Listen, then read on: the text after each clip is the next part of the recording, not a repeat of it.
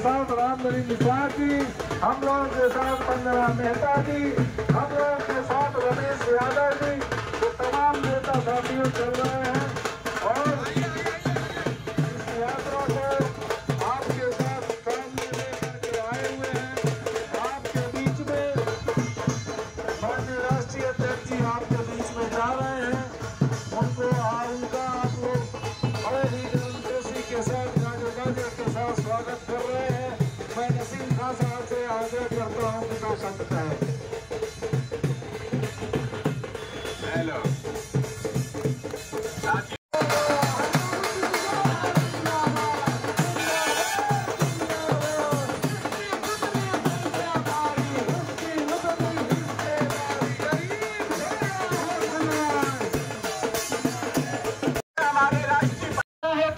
और हर दबे कुचलों की आवाज बन करके माननीय बाबू सिंह की विचारधारा जाए, और विचारधारा जब जाएगी तो जो उनकी एक सोच है, जिसकी जितनी संख्या भारी उसकी उतनी हिस्सेदारी, जिस मिशन को साकार करने के लिए आज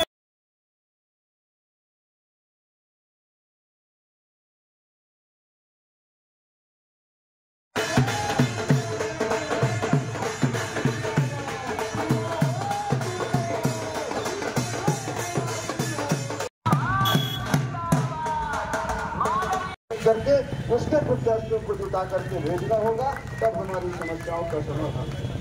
साथियों, चुनाव के मौके पर लोग हमारा वोट देते हैं, वोट से जीत करके जाते हैं, और जब जीत करके जाते हैं सरकार में बैठते हैं और अपने बच्चों को आगे बढ़ने का मौका देते हैं।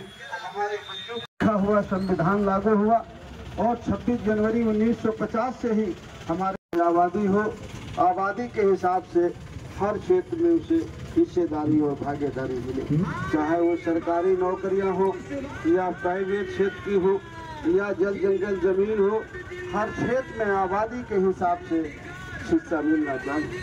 साथियों, हमारे देश में 26 जनवरी जनता पार्टी जिंदाबाद, जिंदाबाद, जिंदाबाद, जिसकी जितनी जिंदाबाद,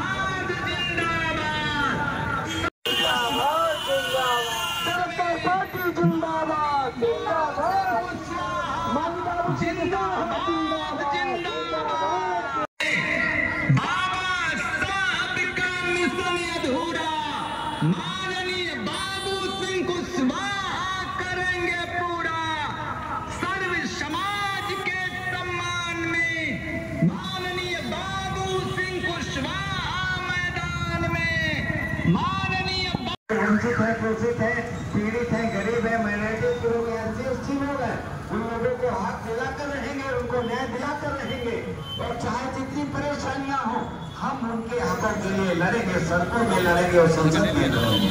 लेकिन दोस्तों, मैं कहना ये चाहता हूँ कि जिस तरह से आदरणीय बाबू सिंह कुशवाहा अपने रथ यात्रा को लेकर चल रहे हैं, तो हमारा सबका कर्तव्य है कि उनके हाथों को मजबूत करने के लिए उनको आशीर्वाद दें। उनके इस जन यात्रा में आप लोग जुड़े और सब लोग उनके साथ में रह करके अपनी भागीदारी सुनिश्चित करने का काम करेंगे।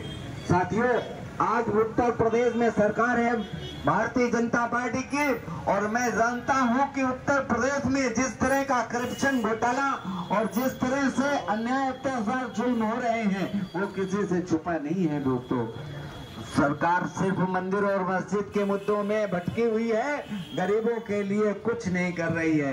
इसलिए हम लोग चाहते हैं कि मेरे गरीब, मजलूम, लाचार, बेसहारा लोगों उठो और इस तरह से आप लोग मिल करके जनअधिकार पार्टी को जिताकर यहाँ से लोकसभा में कोई न कोई ऐसा व्यक्ति वीर पुरुष निकलता है और वो अपने लोगों की आवाज उठाता है। उसी की कड़ी है आदरणीय बाबू सिंह कुशवाहा।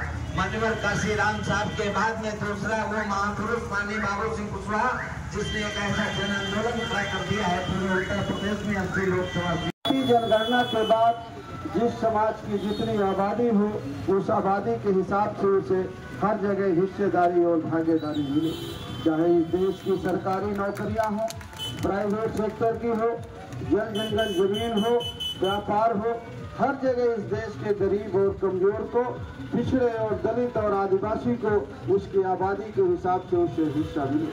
साथियों, हमारे देश में 26 जनवरी 1950 को संविधान लागू हुआ, बाबा साहब अम्बेडकर का लिखा हुआ, और 1950 से ही हमारे देश में हर क्षेत्र में समानता है। लेकिन अंग्रेजों के जाने के बाद जिन लोगों को हमने सत्ता में भेजा, उन्होंने आज तक बाबा साहब का अम्बेडकर का लिखा हुआ संविधान को पूरी तरह लागू नहीं। अगर बाबा साहब अम्बेडकर का संविधान पूरी तरह लागू होता तो हमें इस देश में 1950 से ही हर क्षेत्र में समानता होती। जब हम समानता की बात करते हैं तो लोग सिर्फ जाति की समानता की बात करते हैं। सिर्फ जाति की समानता की बात नहीं करते हैं हम। शिक्षा में समानता, नौकरी में समानता, जल जंगल जमीन में समानता, व्यापार में समानता, ठेके पट्टे में समानता, जीवन के हर क्षेत्र में बाबा साहब अम्बेडकर ने जो संविधान लिखा है 1950 से ही हमें समानता का अधिकार है। लेकिन जो लोग सत्ता में गए, हमारा वोट लिया, वोट से सत्ता में पहुंचे और सत्ता में जाने के बाद हमको 5 किलो अनाज दिया, कुछ पैसे दिए और हमारे वोट से जीतने के बाद और उनका बच्चा डॉक्टर, इंजीनियर और सिविल सर्विसेज में गया, हमारे बच्चों को चपरासीगिरी की नौकरी नसीब हुई। इसलिए हम चाहते हैं कि अगर हमें जीवन के हर क्षेत्र में हिस्सेदारी और भागीदारी लेना है, जीवन के हर पहलू में हमारे बच्चे विकास करें, तो जो हमारी अपनी पार्टी है जन अधिकार पार्टी, जो गरीब की, किसान की, मजदूर की, पिछड़े की, दलित की, अक़लियत की बात करती है, उस पार्टी को हमें मजबूत करके उसके प्रत्याशियों को जिता करके हमें लोकसभा में भेजना होगा।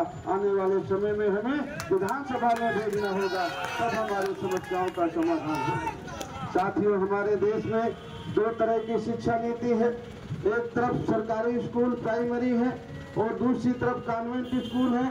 और जब हम कॉन्वेंट के पढ़ने वाले बच्चों को और प्राइमरी के पढ़ने वाले बच्चे को एक साथ बैठाते हैं और परीक्षा लेते हैं, तो प्राथमिक विद्यालय का पढ़ा बच्चा पीछे रह जाता है और कॉन्वेंट का पढ़ा बच्चा आगे निकल जाता है। इसलिए जन अधिकार पार्टी का मानना है कि चाहे वो प्राइमरी स्कूल हो, चाहे वो कॉन्वेंट हो, दोनों में किताब एक तरह की होना चाहिए, दोनों में शिक्षा एक तरह की होना चाहिए। चाहे वो गरीब का बेटा हो, चाहे धनवान का बेटा हो, शिक्षा दोनों की एक तरह होना चाहिए। ये कहने के लिए हम लोग संपूर्ण भागीदारी यात्रा में निकले। आपसे अपील करेंगे कि आप सब लोग इस संपूर्ण भागीदारी यात्रा में हमारे साथ जुड़ करके अपने भागीदारी की लड़ाई को तेज करें। ये बहुत बहुत धन्यवाद। मैं अपने साथी आदरणीय रामगढ़ दर्शक जी से अपील करूंगा कि वो भी 2 बातें कहें और यहाँ से हम लोग चलें। करके आपके बीच में पहुंचे। इस यात्रा का मकसद है कि हमारे देश में जाति जनगणना हो और जाति जनगणना के बाद जिस समाज की जितनी आबादी हो, आबादी के हिसाब से उसे हर क्षेत्र में हिस्सेदारी और भागीदारी मिले। बाबा साहब अम्बेडकर ने संविधान लिखा 26 जनवरी 1950 को।